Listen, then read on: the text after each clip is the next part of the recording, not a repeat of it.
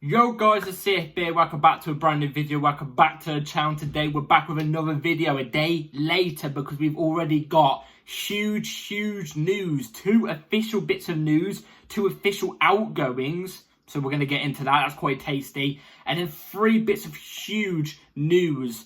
So without further ado, let's jump straight into it. This might be my shortest transfer news video I've done in a long time though. We'll have to see. It might be one of my longest. You never know. But enough yapping, let's get straight onto it. But before we do, please like, subscribe, hit the bell notification so notified every time I load a video. Also, first link in the description to my streaming channel. Go and check that out, it'd be very much appreciated. And let's jump straight into it. By the way, mind the Crease shirt, I've just chucked on a random shirt. Yeah, because I've been chilling most of the day. Let's jump straight into it. So we know we've had recent links with Drewsbury Hall. I addressed that yesterday. We've had links with Drewsbury Hall. I gave my opinion on it. I'm going to give my opinion on this as well. And I might give an in-depth opinion even more on Drewsbury Hall.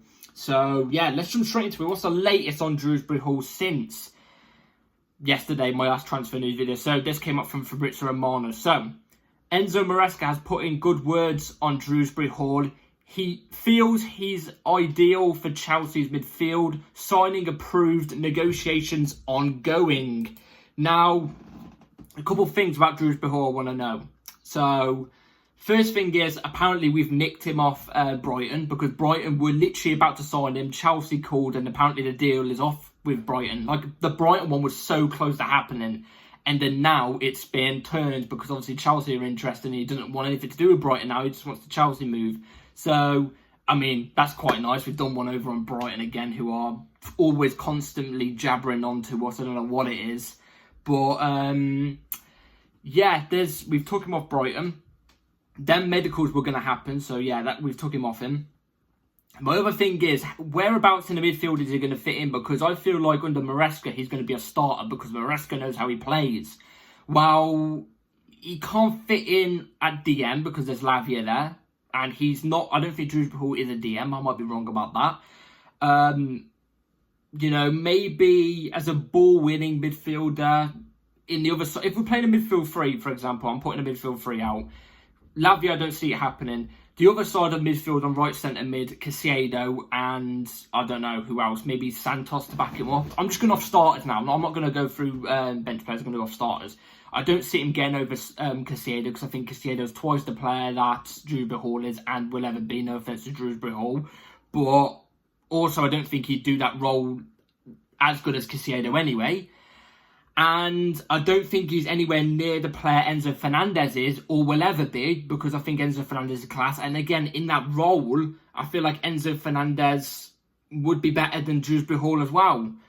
You got to remember, Championship, Premier League, it's, you know, it's different. Premier League's way more tougher, obviously. Best league in the world, hardest league in the world.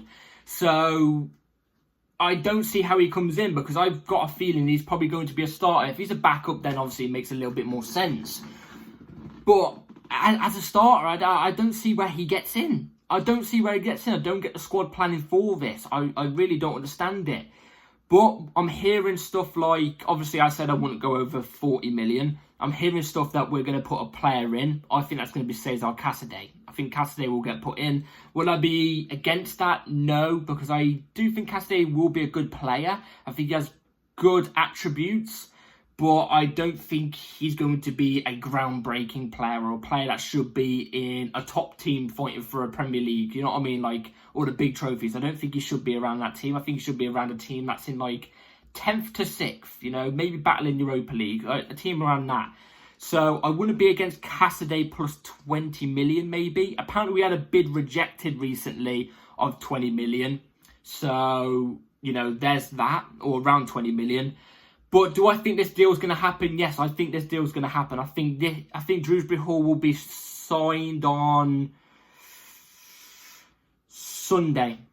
I'm going with Sunday. I'll be surprised if it hasn't been done by Monday.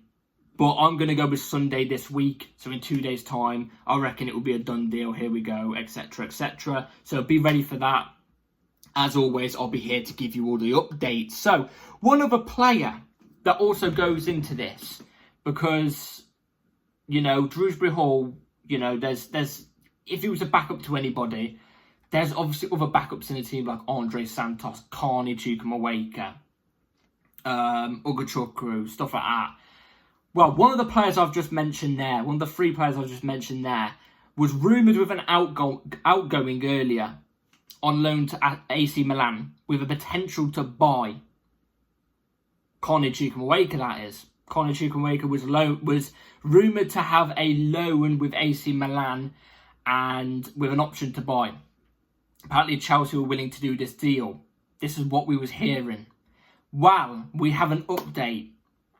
We have an update on what's happening. Is this going to happen? Is this not going to happen? Well, Fabrizio Romano said this. So, yeah.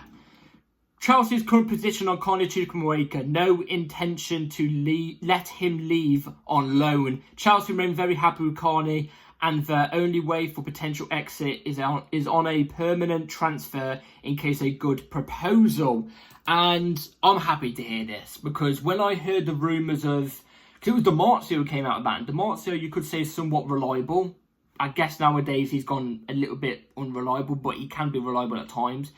But when Fabrizio and Ornstein come out and say, you know, that it's not true, then you've got to believe it, because Ornstein and Fabrizio were like the top dogs in the transfer things. But it's good to hear that Carney's not going on loan, because I had a flip out on Twitter. I said, what the hell are we doing? Like, if it meant that we got Drewsbury Hall if we let Carney leave on loan with an option to buy, I'm not taking it.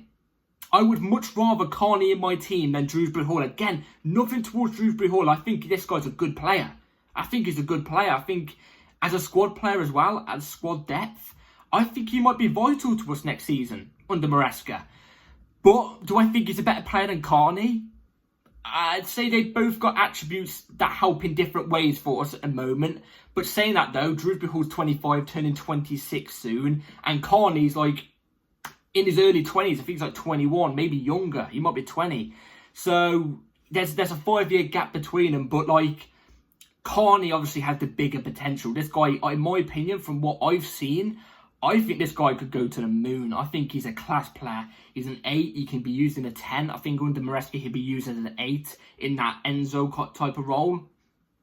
And again, for Drewsbury Hall, where does he get in then? Because can he do the Caicedo role? I don't think so. As a ball-winning midfielder, if that is his role. I'm just saying, for example.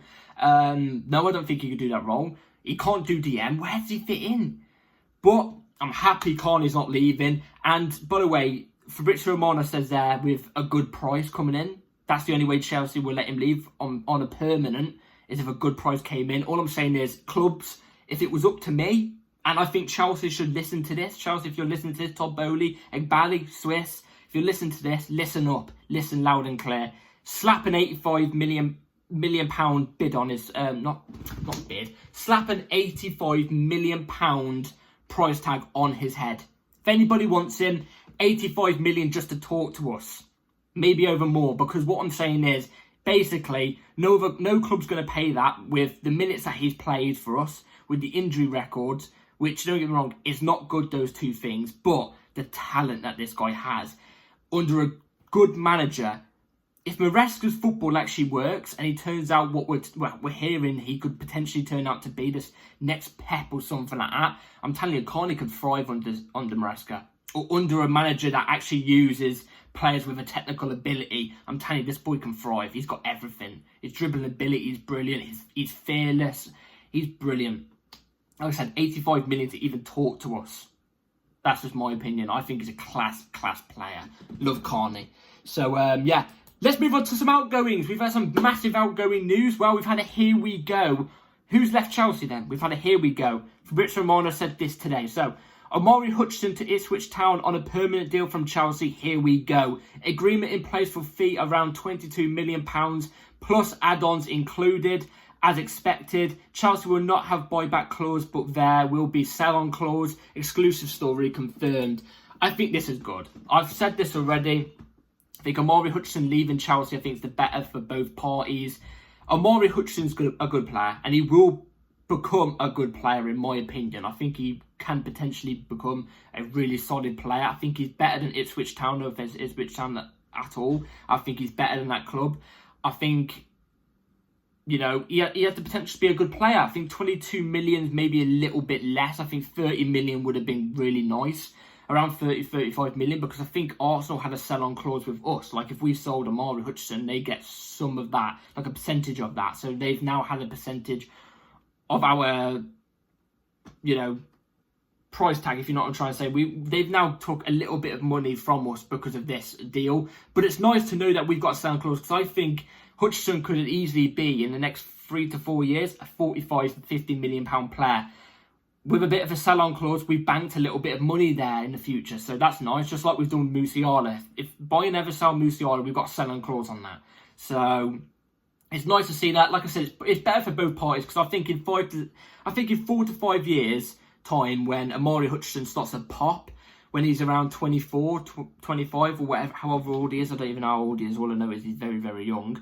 I think in 5 years' time, where you'd expect him to break into the Chelsea 11 or Chelsea squad, on the right wing for us currently right now, in 5 years' time, we'll probably have Gabriel Angelo, who I think is better than Amari Hutchinson. I think has a high potential than Amari Hutchinson. And we'll have Estavo, who has a high potential than both players combined, times 2.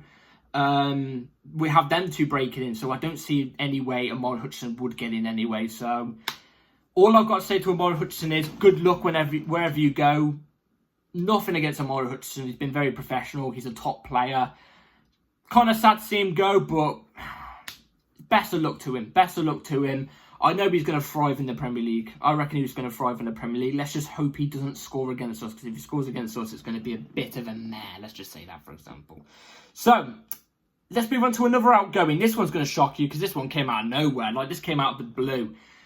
Chelsea confirmed this, but I haven't actually got it from the Chelsea confirmation. I got it from a Chelsea Twitter site that has basically just given us the news that, you know, this player's officially left Chelsea. So this came out of nowhere. Official, Hakim Ziyech has completed a permanent transfer to Galatasaray. And I'm going to keep it short and simple. Good riddance. Didn't do it at Chelsea. I'm going to take you through a story. I was very excited when we signed Hakim Ziyech. I thought at his time he had at Ajax, I thought he was electric. I thought this player was brilliant. He wasn't a massive goal scorer, but the creativity and that wand of a left foot that he had was unbelievable when he cutting off the right-hand side. I thought, wow, we're going to see this many times at Chelsea.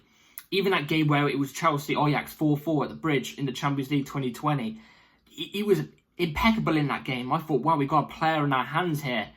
He came to Chelsea, and apart from the first month or two, he stunk up the place.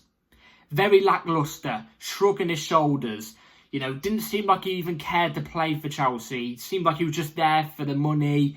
And, you know, you see him on his Instagram, he wouldn't even post anything. No apologies to some Chelsea fans whenever he did put in a really bad performance. The game that Tuchel got sacked on against Zagreb, I think it was, in Zagreb, his performance that day was a pitiful, one of the worst I've seen, like Bakayoko type bad against Watford type of bad. That's how bad it was. But, you know, I'm happy to see the back of him. He's not like Lukaku where he disrespected the club or anything like that. No, it didn't really seem like he really cared. So it was a flop. Good riddance. We've saved on wages on him right now anyway, so we've got wages out of our wage bill from that. Good luck at Galatasaray, I guess. I'm not really bothered. Anyway, let's move on to the last bit of news. This last bit of news, take it with a pinch of salt. Take it with a pinch of salt, because a couple of days ago, I gave you the news on this, and I told you guys I didn't expect this to happen. Fabrizio Romano, David Ornstein came out and said this is not happening. Chelsea aren't looking at this player because it's too expensive in terms of wages and value. And I expected it not to happen anyway. But Sky Sports have basically come out and said this. And I wouldn't even have reported it if it was just Sky Sports. If Sky Sports just reported this, I wouldn't have reported it. But because another reliable source, I forgot his name now. But somebody I class as reliable basically came out and said this as well around the same time as Sky Sports. I'm kind of giving it a little bit of a look in, but I still don't think it's going to happen. So I'm going to give you the latest on this player. So this came out today. Chelsea have had further contact with Newcastle over striker Alexander Isak today. Chelsea do not want to sell any of their star players, but are in a difficult position with PSR deadline looming. He's valued upwards of £100 million. Now, let me just say this. With PSR, you know, this FFP thing, I don't think we're anywhere near danger. Don't worry about that. That's out the equation. I don't think we are. I think David Ornstein even came out and said we're not. So, you can cut that one with a tie. But, Alexander Isak, would I love him at Chelsea? Yes. Would he be my second striker to have at Chelsea? Yes, because I want Osimhen over him, but that's dead in the water. I would absolutely love Isak. Do I think there's some truth to this? Maybe.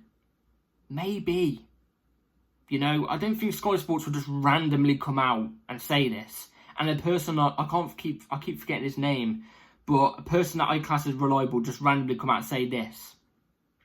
You know, when they've got, you know, Sky Sports have a reputation. Let's not get it wrong. Even though let's take this source with a pinch of salt, because they don't tend to get things right all the time anymore. There's a couple of things they do get right, but I don't think it's going to happen. I just want to report it to see what you guys all think down in the comments down below. Do you reckon this even has a slight chance of happening? I really don't think so. I think Isak will last for around near £200,000 a week. It will cost around 100 million. I don't think it's going to happen. Like I said, I think Gui will be our striker signing this summer. I don't think we're going to get another striker. A bit unfortunate, but hey, we'll have to see how this one builds up. Let's see if this builds up any more. Let's see if Fabrizio or David Ornstein come out and say anything more on this. We'll have to wait and see in the next couple of days. So hit the bell notifications to notify you every time I load a video, because videos can come at any time. Let me know on all the news I've delivered for you today. Let me know in the comments down below what you all think about it. Like and subscribe, everybody. Take care all. Have a good rest of your day, night, whatever. And yeah, see you in the next video. Peace.